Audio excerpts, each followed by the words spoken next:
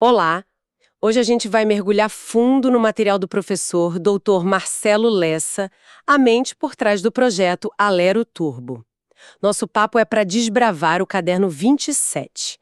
Ele aborda temas que são, assim, o coração da teoria do crime: ilicitude, culpabilidade, concurso de pessoas e, por fim, a extinção da punibilidade. E vamos dar uma atenção especial para a prescrição e para o NPP. Tá, o desafio aqui é pegar esses conceitos que às vezes parecem um labirinto, né, e transformar numa conversa clara, direta e estratégica. A gente está pensando exatamente como quem está se preparando para a prova de analista legislativo da Alero, o que a FGV vai querer saber, onde é que estão as armadilhas. O que a FGV vai querer saber? Onde é que estão as armadilhas? Exatamente. Não é só saber o conceito, é entender a lógica por trás. A FGV ela não testa só a memória, ela testa o raciocínio. Ela vai criar um cenário, uma historinha e perguntar: e agora? É nessas nuances que se separam os candidatos, sabe? A gente está falando dos degraus que definem se um ato é crime ou não, quem é responsável e por quanto tempo o Estado pode cobrar essa responsabilidade. É a espinha dorsal do direito penal. Perfeito. Então vamos começar a montar esse quebra-cabeça. O primeiro passo, o fato típico, a gente assume que já aconteceu, certo? Agora subimos para o segundo degrau, a ilicitude. O material do professor Lessa coloca de uma forma bem direta. Ele diz que o fato se encaixa na lei penal, mas a própria lei, em certas situações, dá uma espécie de licença para agir. Que licenças são essas? São as famosas excludentes de ilicitude. A lei diz, basicamente, olha, o que você fez seria crime, mas nesse contexto específico não foi. As quatro clássicas são estado de necessidade, legítima defesa, estrito cumprimento do dever legal e o exercício regular de direito. E se tem um ponto onde a FGV adora pescar candidatos, é na confusão entre as duas primeiras. Estados de necessidade e legítima defesa, à primeira vista, parecem similares, né? Ambas são reações a uma situação de perigo. Onde é que está a diferença fundamental que o examinador vai explorar? A diferença está na natureza do conflito.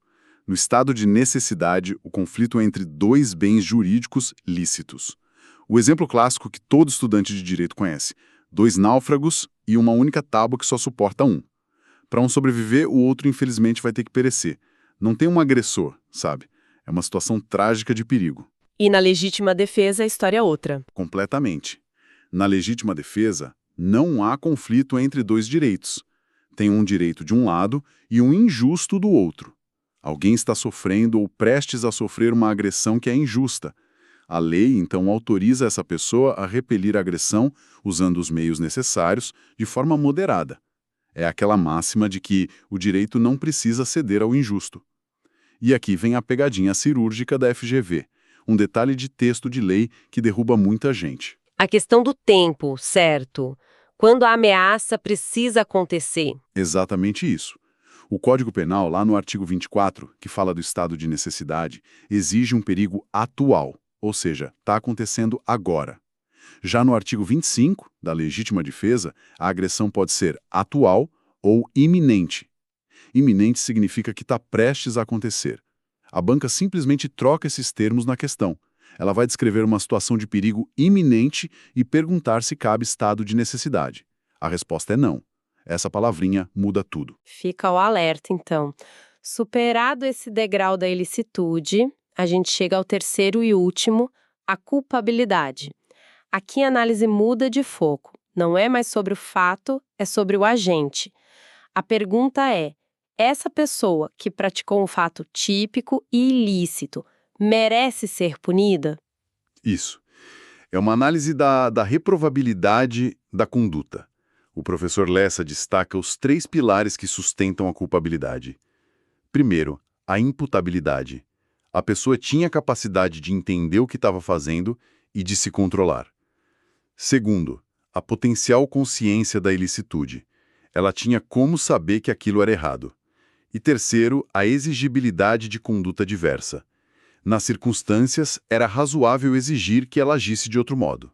E dentro da imputabilidade, tem um tema que é um clássico em provas, que é a embriaguez. Aquela famosa desculpa do eu bebi e não sabia o que estava fazendo. Como o direito penal lida com isso? Ele lida de forma muito pragmática com a teoria da actium libera in causa, ou ação livre na causa.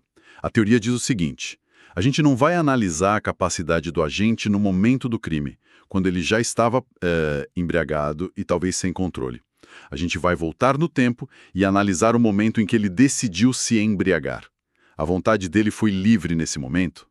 Quer dizer que se a pessoa escolheu beber até perder o controle, ela é responsável pelos atos que cometer depois. Precisamente. A embriaguez voluntária ou culposa, quando a pessoa foi negligente ao beber, não exclui a culpabilidade. Emoção e paixão também não, tá? A FGV adora criar cenários onde o personagem bebe para criar coragem para cometer um crime. Nesse caso, a punição pode até ser agravada. A única situação que exclui a culpabilidade é a embriaguez completa, que vem de um caso fortuito ou força maior. Por exemplo, alguém foi dopado sem saber. Fora isso, a regra é clara. A responsabilidade é do agente. Entendido. Agora vamos complicar um pouco o cenário. Até aqui, a gente falou de um crime cometido por uma pessoa só. Mas e quando tem mais gente envolvida? Aí a gente entra no concurso de pessoas. O material aponta que o Brasil adota, como regra, a teoria monista. O que isso significa na prática? Significa que, em princípio, todos que concorrem para o crime, seja executando, instigando, ajudando, todos respondem pelo mesmo crime. Se 3 pessoas participam de um roubo, as 3 respondem por roubo. A ideia é que há um crime único, com vários autores. Mas a crítica diz que essa teoria é temperada. Onde é que entra esse tempero? O tempero está no artigo 30 do Código Penal, que trata da comunicabilidade das circunstâncias. Ele diz que as circunstâncias de caráter pessoal, em regra, não se comunicam aos outros participantes. Por exemplo, se um dos ladrões é reincidente, essa condição pessoal dele não torna os outros reincidentes, sabe? Certo, isso parece lógico. Mas tem uma exceção que é a favorita das bancas, não é? Ah, sim. A exceção, que é praticamente uma regra em concursos, as circunstâncias pessoais se comunicam quando são elementares do crime. Elementar é um requisito essencial. Sem ele, o crime não existe ou se transforma em outro. O exemplo clássico que a FGV vai usar com os nomes tício e mévio é o peculato. Para existir peculato, é preciso que o autor seja funcionário público. Essa é uma condição pessoal, mas é uma elementar do crime. E o que acontece com o amigo do funcionário público que ajuda no desvio? Se esse amigo, que é um particular, sabia da condição de funcionário público do comparsa, ele também vai responder por peculato. A condição pessoal vaza, ela se comunica porque é a alma do crime. A banca vai criar uma história onde o particular alega não ser funcionário, mas o que importa é se ele sabia que estava ajudando um. Esse conhecimento é a chave. Isso é crucial. Bom, vimos como a responsabilidade é construída e compartilhada. Mas e quando essa responsabilidade simplesmente se apaga? Parece estranho, mas o Estado não tem um poder de punir eterno. É aí que a gente entra na extinção da punibilidade. E o carro-chefe desse tema é a prescrição. Exato. A prescrição é o reconhecimento de que o tempo tem um efeito sobre o direito de punir. A demora do Estado em processar ou executar a pena gera a perda desse direito. E o material do professor Lessa faz uma distinção vital entre 2 momentos: a prescrição da pretensão punitiva, a PPA, e a prescrição da pretensão executória, a PPE. Qual a diferença prática entre as duas? Por que é tão importante saber em que fase a gente está? A diferença é gigantesca e afeta a vida da pessoa. A PPA ocorre antes da sentença condenatória transitar em julgado. Quando ela acontece, é como se uma borracha apagasse tudo. Todos os efeitos da condenação, principais e secundários, desaparecem. Para o direito penal, é como se o crime nunca tivesse existido para fins de reincidência, por exemplo. O réu volta a ser primário. E a PPE? A PPE ocorre depois que a sentença já transitou em julgado para acusação. Aqui o Estado já tem um título, uma condenação definitiva. O que prescreve é só a pretensão de executar a pena de prisão. A condenação em si continua existindo no histórico da pessoa. Ela continua sendo considerada reincidente se cometer um novo crime. A mancha na ficha criminal permanece. Falando em alternativas ao processo e à punição, o Código de Processo Penal trouxe uma ferramenta mais recente que tem sido muito discutida: o Acordo de Não Persecução Penal, o ANPP. Parece um tipo de negociação. Como funciona? É exatamente uma negociação entre o Ministério Público e o investigado. É uma espécie de saída lateral do sistema penal, para evitar que o processo se arraste. Mas não é para qualquer um, né? O material destaca os requisitos essenciais. O crime não pode ter sido cometido com violência ou grave ameaça, a pena mínima tem que ser inferior a 4 anos e o investigado precisa confessar o crime. E se o investigado preenche todos os requisitos, o Ministério Público é o obrigado a oferecer o acordo? Esse é um ponto importante que a jurisprudência vem consolidando. Sim, passou a ser entendido como um direito subjetivo do investigado. Se os critérios objetivos estão presentes, o promotor não pode simplesmente negar por uma questão de opinião, entende? E o resultado final, se o acordo for proposto, aceito e cumprido, é a extinção da punibilidade. O caso é encerrado sem uma condenação formal. Excelente. Agora, vamos fazer algo diferente. Em vez de uma revisão tipo quiz, vamos pegar os pontos mais cirúrgicos do fichamento do professor Lessa e discutir por que eles são armadilhas tão eficientes para a FGV. O primeiro ponto é a diferença entre coação física e moral. Ótimo. A banca adora isso porque testa a estrutura do crime. Se a coação é física e irresistível, por exemplo, alguém pega sua mão à força e te obriga a assinar um documento, não há sequer vontade. Se não há vontade, não há conduta. E se não há conduta, o fato típico, que é o primeiro degrau do crime, nem chega a existir. O problema morre na raiz. E se a coação for moral e irresistível? Uma ameaça grave, por exemplo. Ou você assina, ou sua família sofre as consequências. Aí a situação muda. A pessoa tem vontade. Ela escolhe assinar para proteger a família. A conduta existe. O fato é típico e ilícito. Onde o problema é resolvido? Lá no terceiro degrau, na culpabilidade. A lei entende que, diante de uma ameaça tão grave, não era exigível que a pessoa agisse de outra forma. A culpabilidade é excluída. Veja como o resultado é o mesmo, não há crime, mas o caminho técnico para chegar lá é totalmente diferente. É isso que a FGV quer saber. A gente queria participar de um crime, mas o comparsa acaba cometendo um crime mais grave e que era previsível. O exemplo clássico: combinaram furto, mas na hora um dos comparsas se assusta e atira em alguém, cometendo um latrocínio. Esse é um instituto da cooperação dolosamente distinta.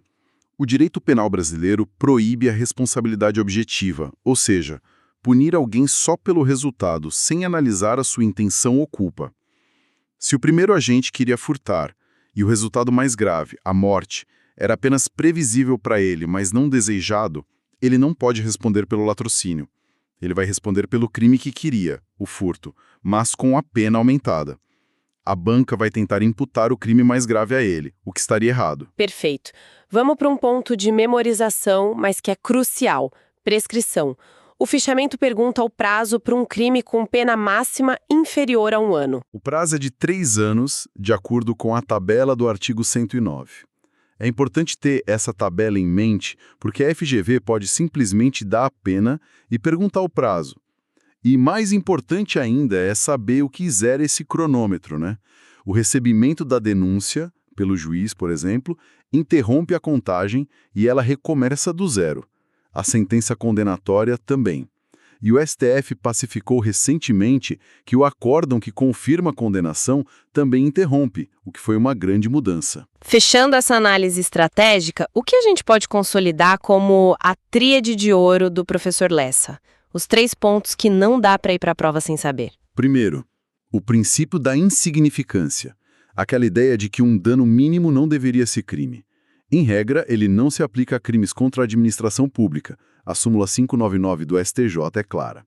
A FGV vai criar um caso de um peculato de valor irrisório para tentar induzir ao erro. Segundo ponto da tríade. Aquele que a gente já discutiu, a comunicabilidade da elementar funcionário público.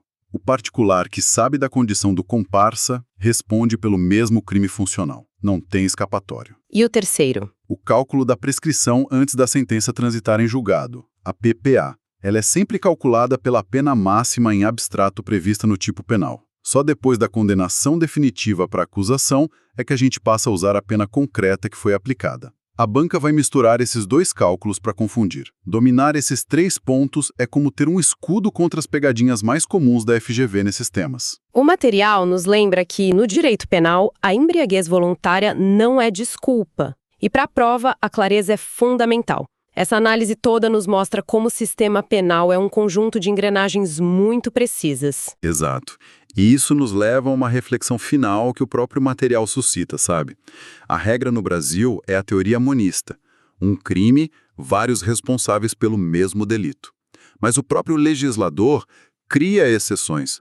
No crime de aborto, por exemplo, a gestante que consente responde por um crime, o do artigo 124. E quem provoca o aborto com o consentimento dela responde por outro, o do 126. São 2 crimes diferentes para o mesmo fato. E isso nos faz pensar. Exatamente. Até que ponto uma teoria geral como a monista consegue, de fato, dar conta da complexidade de todas as relações humanas que levam a um crime? Ou será que ela é, na verdade, uma simplificação necessária, um ponto de partida, que o próprio legislador precisa constantemente ajustar e temperar para fazer justiça nos casos concretos? Fica a reflexão. Esta análise foi baseada no caderno de estudos do projeto Alero Turbo, de autoria do professor doutor Marcelo Lessa. Agradecemos a atenção e desejamos uma excelente preparação.